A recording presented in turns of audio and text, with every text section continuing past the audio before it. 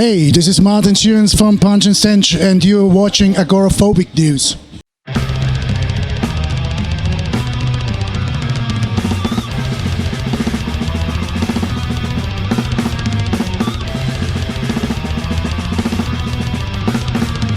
Hey, Milos here of Agoraphobic News, this time with Mr. Martin Shirenc of Pungent Stench. Hello, sir, how are you? I'm very good. I'm hot and sweaty. It took us 9 hours to come here because of traffic and everything, but now I'm here and I'm happy. And are you excited about your performance at Exit Festival? Yes, I am very much actually. It's a very interesting location and a very interesting lineup to boot. But yeah, very much looking forward to the show tonight. Yeah. Okay. So are you happy that you're once again playing in Serbia? Of course, it's been quite a while since we were here last time, so it was right about time to come back. Yeah. Yeah. Okay. So, and what is the current status of the band? Can you tell me something about it? Because like the Pungent Stench is split up. And all that. Yeah, the current status is the same since 2013. This is when I kind of restarted my version of Pungent Stench, meaning myself and two musicians that have been replaced now. Now we actually have our original bass player from Pungent Stench back in the late 80s, early 90s. So from the original lineup, so we are 2/3 of the original lineup, and we're doing basically mostly songs from that era too. Yeah. And do you have some new material coming out or not? Well, yeah, we do write stuff, but we have no real plan when this is going to be released. But there's stuff material written. So. Yeah. Okay. And so, who came up with the band's name, Pungent Stench? Can you tell me something about it? Well, I think it was a. We had our first show booked in 1988. And didn't have a band name, and me and Alex, the Pungent Stench drummer, we were on the phone. We had written down a couple of ideas. We were basically brainstorming, and the ring of the name sounded good. I think we came up together somehow, and I could not tell. Okay, should I move the camera like up to this direction? What do you think about the lights? Well, this way we have the light in the back. Otherwise, when we look like this, we have it in the face, so it would probably be better from... Yeah, so to be here, right?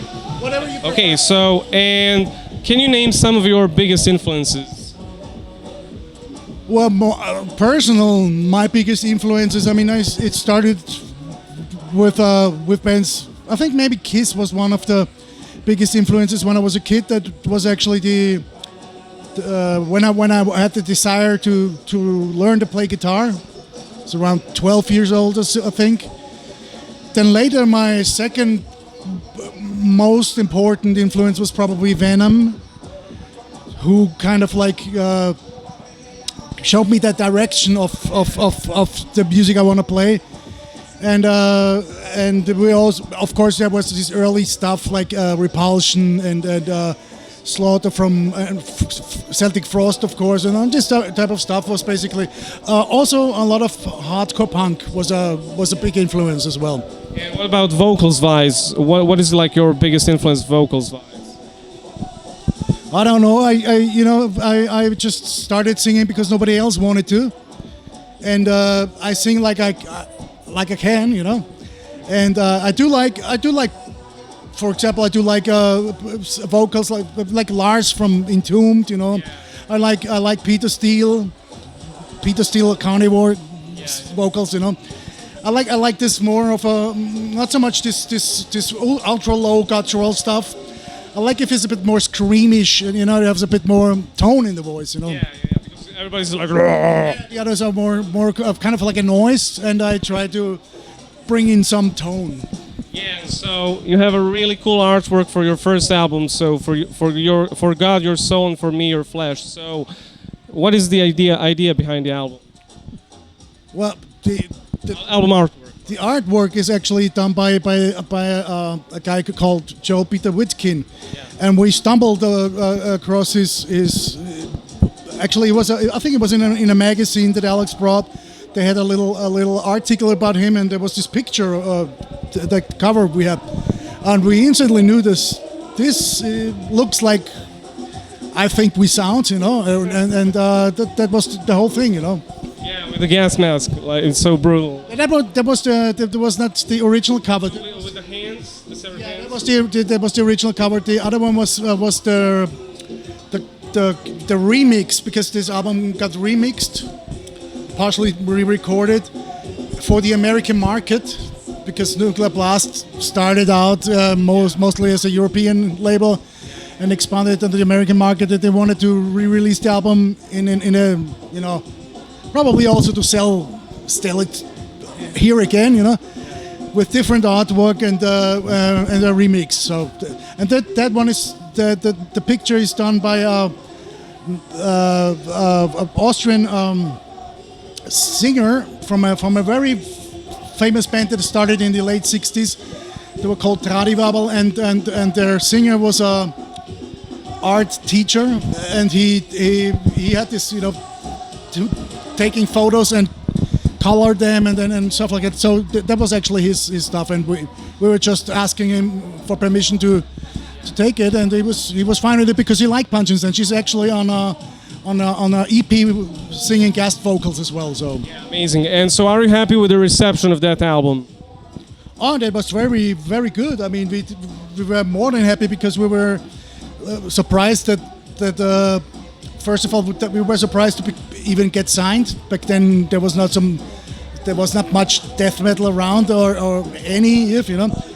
And when we released this album, it was pretty much the beginning of the death metal boom in the '90s, and not even the record company could have predicted this type of success, you know. And a lot of bands followed, and there was a amazing. And so the first album was recorded in West Berlin before the wall fell down. It was not in West Berlin. It was in Hanover, which is also West Germany, but not Berlin. We did play a show in West Berlin before the wall came down. That's true. I thought it was like mixed in West Berlin or something like that in Music Lab or some other studio. It wasn't, no. Okay, so and what about Being Caught Buttering? So how are you happy with that one? Like how it came out? Well, that was a bit of a doozy, because when we recorded that album, we booked the studio. It was freshly opened, and the first day we started miking up the drum kit, and we started recording. The studio mostly broke down, and the guy couldn't get it running. It was fresh. We would have been the first artists there, so we had to relocate pretty quickly and find a studio that was available, affordable as well. And so it had a rough start, the album, and it turned out to be our most successful album, and I think it's also our best album. But in the beginning, it looked like it is going to be a disaster, you know. But yeah, you never know what happens. Yeah. So, and the artwork shows like two guys, dead heads kissing. So, is that the reference to Brezhnev and the other guy, Erich Honecker, kissing each other, like for the 30th anniversary of DDR, or not? No, it wasn't. I mean, it's actually the cover is not two heads kissing; it's actually two halves kissing each other. It's a severed head. Done by the same artist. It's cut in half for. One half and the other half. It was for medical purposes, you know, studying. So the photo. No, not really. I think it was, you know, cut a head in half to see the brain and everything, just for medical students. And the photographer, Joe Peter Witkin, that also did the first cover. He had access to the body parts, like on you know, and he I think he played around. He did not know what to do, and then in the end, it looked like a kiss. So he put them together and took the picture, which is utterly bizarre if you think about it. But yeah, there's a lot of East Germans asked us if it's Honecker and Brezhnev, and to say like, no, it's not really, but. And so on the next album, so Club Mondo Bizzare for members only, you kind of toned down with the aggression. So was that intentional or not? It was intentional. We got a bit bored, you know. I mean, by that time there was a lot of death metal bands going on, and Wolverine Blues, for example, like going down like this. well, there was a bit of you know, death metal started to split in different type of directions. You know, back in the beginning was just death metal. No, then you had all of a sudden there was like tech death metal, brutal death metal, and Entombed and us, we were often referred to as death and roll or this type of stuff. And we were more interested in the rock side of the music and the punk side, not so much the technicality. Mostly also because we were not very technical players. We didn't really care about that much. I don't even listen to this stuff, to be honest, you know. So we were, I guess we were a bit tired of the same old blast beats, and it's been done a lot, and we wanted to just mix up all our influences, which are stuff from the 70s or 80s and everything we grew up with, you know. Yeah, and so your lyrics are really brutal. So, and I know that you were censored in Australia. So were there some other countries where Pungent was, you know, cancelled? Germany had 2 albums on a what they call the Index, which is basically just a censor type of organization that decides this is not suitable for young people. But with music, there is a difference. With movies, they usually get a 18 plus or this type of stuff.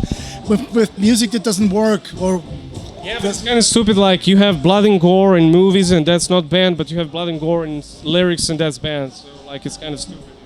It's really just I think Germany is very into censorship. You know, I don't know. I think it's in their blood. You know, they have a bit of an authoritarian type of. You still see it, you know, at this day, and I think it's a political thing, kind of like in Australia where politicians can pretend they do something. You know. Oh, we do something, we protect your youth. No, you don't do shit. Yes, they use like metal for daily politics, you know, to cover up the main problem. And you don't piss up a lot of voters, you know, because it's just just like same with pit bull dogs, you know. Let's ban pit bulls, you know. I mean, there's a couple hundred pit bull owners that will not vote for us, but the other people that are scared and think like, yeah, this is the worst problem ever, they will vote for us because they see we actually doing shit. And this is the same with this type of. It's actually the opposite that they kind of reach with it, and it's stupid, really. Yeah. And what about horror movies? So, how big of an inspiration were horror movies for your music? Well, the horror movies. I mean, we used to watch a lot of them when we were young, but pretty soon it was clear that reality was more bizarre than most horror movies were, and it was no need to stick to fiction when there is actually daily life, everyday life that is giving us enough topics to write about. And nowadays, I mean, it's reality has. I think our lyrics seem sometimes tame in the reality. Than the reality that we reached, you know. All kinds of stuff that we think, wow, that was 20 years ago, that was a big no-no, you know. It's like normal, you know. I don't know, man.